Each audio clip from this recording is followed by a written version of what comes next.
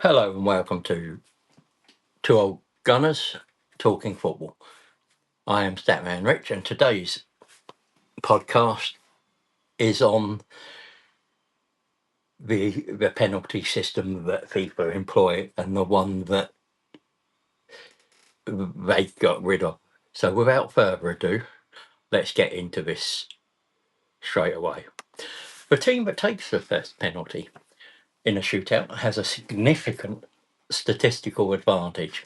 This isn't a wild conspiracy theory, it's a fact proven by academic studies analysing decades of data. For years, football's governing bodies, including FIFA, have been aware of this imbalance at the heart of their beautiful game. They knew the coin toss before the shootout was often more decisive than the kicks themselves. And for a brief, shining moment, they even had a solution, a system called ABBA, designed to erase the unfair advantage and make the shootout a true test of skill. But after a few quiet trials, it just vanished. It was buried, and the official reason they gave is so flimsy it seems to hide a much darker truth. This is the story of that solution and the secret war waged by football's elite to make sure the underdog never truly gets a fair fight. The problem, the cruelest coin toss. To understand the theory, you first have to understand the crime. And the crime is the penalty shootout. As we know it, the ABAB or ABAB system. For decades, it's been the accepted, if dreaded, way to break a deadlock. Team A kicks, then Team B kicks. Simple. Alternating. It seems fair, right? A perfectly balanced duel. But beneath that simple veneer lies a deep corrosive bias. Think about the psychology. Team A steps up, the weight of the world is on their shoulders, yes, but it's a proactive pressure. It's a pressure to take control. If they score, they seize the lead. The scoreboard, the stadium, the very momentum of the moment belongs to them. Now it's Team B's turn. Their challenge is completely different. They aren't kicking to take the lead. They aren't kicking to take the lead. They are just kicking to survive. They walk to that spot already behind the opponent has scored. The opponent's fans are roaring. The pressure is reactive, suffocating. It's not about glory. It's not about failing. Every single kick for the second team, assuming the first team scores, is a kick to stave off elimination. This isn't just a feeling, it's a measurable psychological phenomenon. Study after study has shown this constant trailing pressure has a tangible negative impact on the player's performance. And the data backs this up with brutal clarity. A comprehensive analysis of over 1,000 penalty shootouts found that the team kicking first wins between 55 and 60% of the time. In a sport of razor-thin margins where billions are spent for a 1 or 2% edge, the game's ultimate decider is skewed by a coin toss. That is not a playing field, it's a loaded die. One of the lines from my favourite songs. Everyone knows the dice are loaded.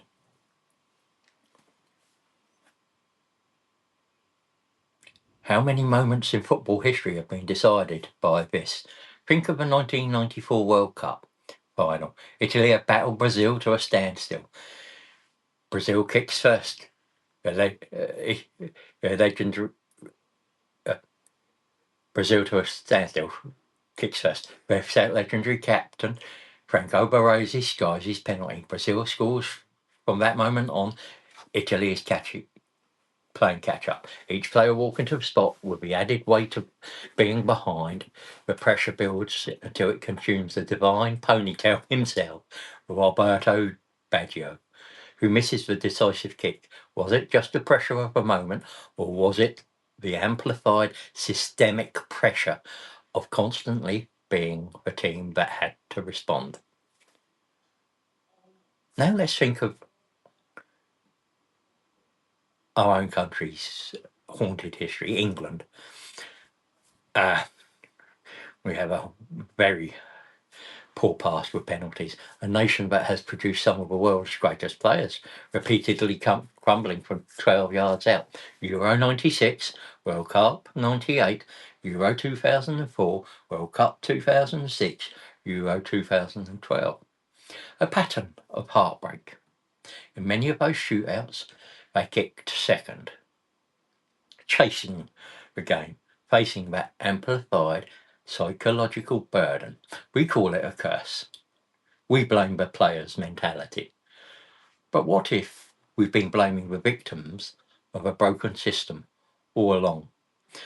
The ABAB or ABAB shootout isn't just a test of nerve, it's a test of which team is better at handling an unfair disadvantage. And more often than not, that favours the teams with more experience, the players who have been on the biggest stages before. It inherently favours the giants over the giant killers. The authorities knew it, the statisticians knew it, and for a fleeting moment it looked like they were actually going to do something about it. The solution that was buried, the promise of ABBA. Faced with this mountain of undeniable evidence, the International Football Association Board, or IFAB, the supposed guardians of the game's laws, finally decided to act. They knew the first kick advantage was a stain on the sport's integrity. Their solution was elegant, smart, and borrowed from another high-stakes tie-break game, tennis. They called it the ABBA system. The concept was simple but revolutionary. Instead of a strict AB alternating sequence, it would change the order to balance the psychological weight. It worked like this. Excuse me for a sec.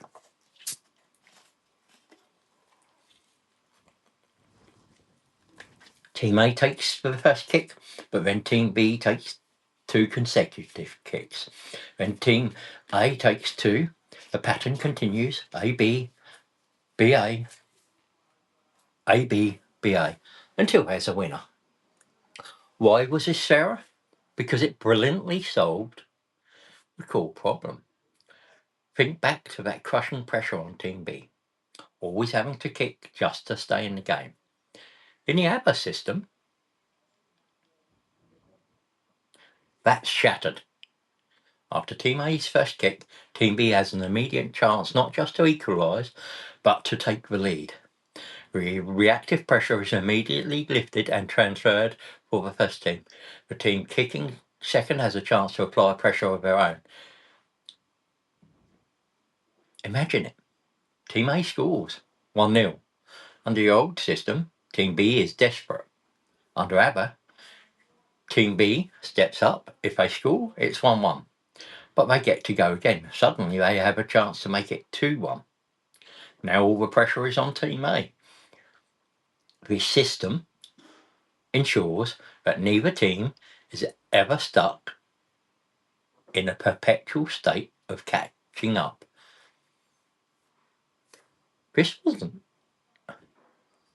just a theory. In 2017, it was put into practice.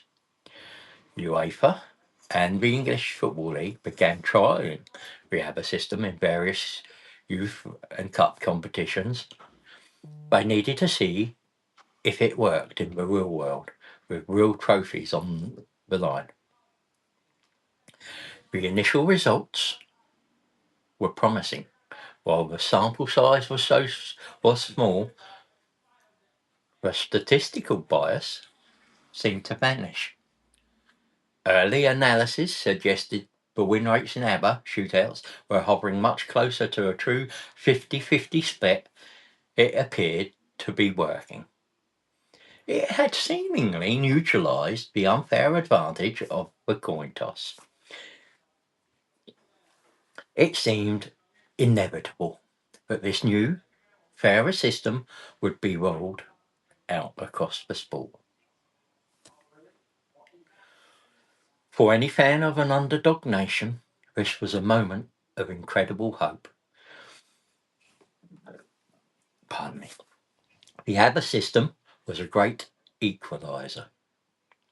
It gave less experienced teams, the ones more susceptible to the psychological warfare of the old format, a genuine fighting chance.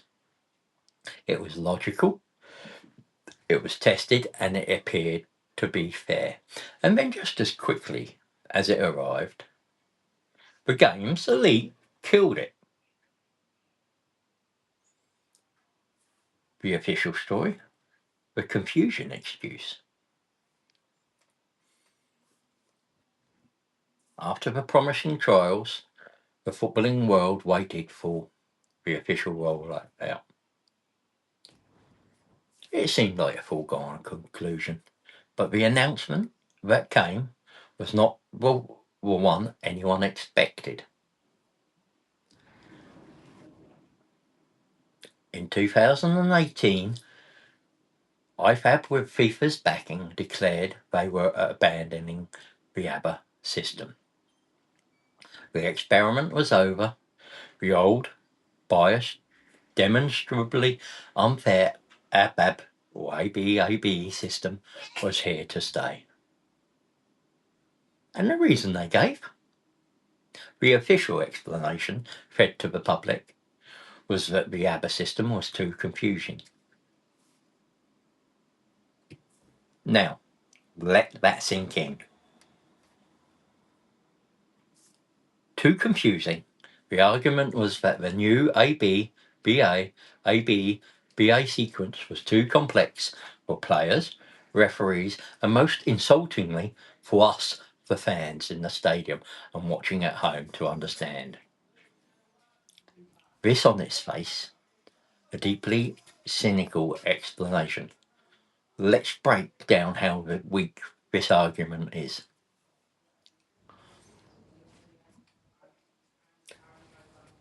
First, the players. These are elite athletes whose careers are built on understanding complex tactics, high press systems, zonal marking, the ever-changing offside rule. Are we seriously to believe that they can't remember who kicks a ball next in the sequence? My coach could explain in 30 seconds. It's insulting. Then the referees. These are officials who supposedly master a 150-page law book and navigate the labyrinth protocols of VAR. The idea that a simple kicking order would be beyond their grasp is laughable. They have assistants, a fourth official, and the ability to write down AB, BA on the notepad. The confusion argument just doesn't hold water. But the most insulting part of this excuse is the finger it points at the fans. It suggests the average supporter isn't smart enough to follow along. This is the same global fan base that debates the financial intricacies of the FFP and understands the complex permutations of the tournament group stage. Fans are not idiots. They understand the tennis tiebreak. which ABBA is based on, just fine. The notion that they'd be left scratching their heads is a transparently weak attempt to justify an unjustifiable decision. The second part of the official reason was a lack of strong support for the change. But that's a classic chicken and egg argument. How could there be a strong support for a system that was only trialled in a handful of youth and secondary cup competitions? It was never used in the World Cup, it was never used in the Champions League final. They strangled the baby in the crib and then announced it had failed to thrive. Let that sink in. The confusion excuse is a smokescreen. It's a paper-thin alibi. And when an organisation as powerful as FIFA offers an explanation that makes no logical sense, you have to ask, what are they trying to hide? If you're also questioning the official story and you believe football deserves to be fair, hit that subscribe button, because we're about to get to the heart of the matter. The theory isn't about confusion, it's about power, money, and protecting the established order. In this section, we're, we're, we're going to look at the evidence, the theory, and the real reason. So, if the confusion excuse feels like a lie, what's the truth? Why would the football establishment go to the trouble of designing, testing, and proving a fairer system, only to bury it? You won't find the answer in the press release. The answer, according to this theory, lies in what football has become. It has become a multi-billion-dollar entertainment industry. And in that industry, predictability is profit and upsets are a liability.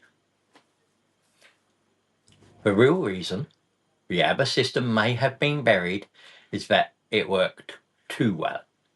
It made the penalty shootout too fair. And in doing so, it posed a direct threat to the financial model that underpins the modern game. So let's start with the argument. ABBA empowers the underdog. The old ABA B system, with its suffocating pressure on the second team, disproportionately harms smaller nations and clubs. These teams are often made of players who aren't global superstars. They aren't used to a relentless pressure cooker of a World Cup quarter-final when they're forced to kick second, always chasing the game. They are more likely to crumble. ABAB preys on inexperience. The ABBA system would have levelled that psychological playing field by balancing the pressure. It would have given that player from Ghana or Japan or Costa Rica the same mental starting line as the player from Germany or Brazil by neutralising the hidden advantage of the powerhouse nations. ABBA would increase the statistical probability of an upset. It would give the underdog a significantly better chance of winning. And this is precisely why it might have been so dangerous. So, this leads to the core of the theory. The business of big football. A modern World Cup is a colossal commercial enterprise. FIFA sells broadcasting rights for billions. The values of these deals is predicated on one thing above all: mass global viewership. And what drives that viewership? The stars. The casual fans tune in to see the big historic nations: Brazil, Germany, Argentina, France, England, and more. These teams are global brands. Their presence deep into a tournament guarantees blockbuster television ratings. Now, imagine a World Cup where the ABBA system is in place. In the round of 16, France goes to penalties, say against Senegal. Under the old system, France wins the toss, kicks first, and has a statistical edge. Their big game experience helps them see it through. The broadcasters get their stars into the quarterfinals. The ratings are secure. But under a truly fair 50-50 ABBA-style system, the odds shift. Suddenly, Senegal has a much more realistic chance of knocking out the champions. Maybe in the next round, a true 50-50 shootout sees another giant fall. A semi-final lineup of, say, Senegal versus South Korea and Morocco versus Australia would be an incredible sporting story. But for the broadcasters who pay billions and the sponsors who want their brand next to a global icon, it's a potential commercial disaster. Upsets are the soul of sport, but for the business of sport, they are a risk to be managed. The ABAB system, with its built-in bias, is one of the most subtle risk management tools that FIFA possesses. It's a hidden thumb on the scale, a quiet safety net to ensure more often than not the big teams, the marketable teams, survive the lottery of the shootout. The ABBA system threatened to remove that safety net. Let's go back. Let's take a look at the heroic Ghana team of 2010. On the cusp of becoming the first African semi-finalist, they lost to Uruguay in a shootout. Guess what? They kicked second. Was that a coincidence? Or was it a pattern? The predictable outcome of a system designed to favour the powerful. Of course, you will never find a document with Project Kill ABBA stamped on it. Power operates through plausible deniability.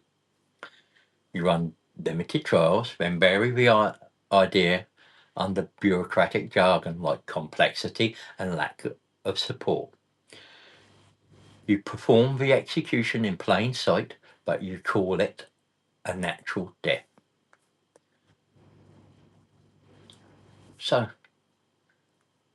in conclusion, we are left where we started, with a penalty shootout system that we know with mathematical certainty is simply unfair. We had a problem. Cruel lottery of the ABAB shootout. We had a solution, the elegant, balanced and promising ABBA system. And the powers that be took that solution away, offering an excuse so weak it begs disbelief. They told us it was too confusing for players, for referees, for us, the fans. A ridiculous claim in a sport of immense complexity. They told us it lacked support after giving it no real platform to succeed. The official story simply doesn't add up. When you look past the flimsy excuses and follow the money, a much more cynical picture emerges. A picture of a global governing body that may prioritise profit over parity. A picture of an establishment that might view the underdog not as a romantic hero, but as a threat to a carefully constructed entertainment product.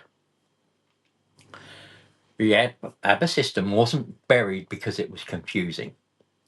The theory goes it was buried because it was too fair. It was a tool that could have helped David beat Goliath a little more often. And in the boardrooms where the real power in football lies, Goliath is simply too big to fail. So, the next time you watch a penalty shootout, the next time you see a player from a smaller nation walk to the spot with the weight of a statistical bias pressing down on him, remember the ABBA system. Remember the solution that was sacrificed, and ask yourself the question they don't want you to ask. Was the ABBA system truly too confusing football? Or was it a solution that was just a little too fair for those in power? I will leave that final thought with you. Thank you for watching, and I'll see you on the next one.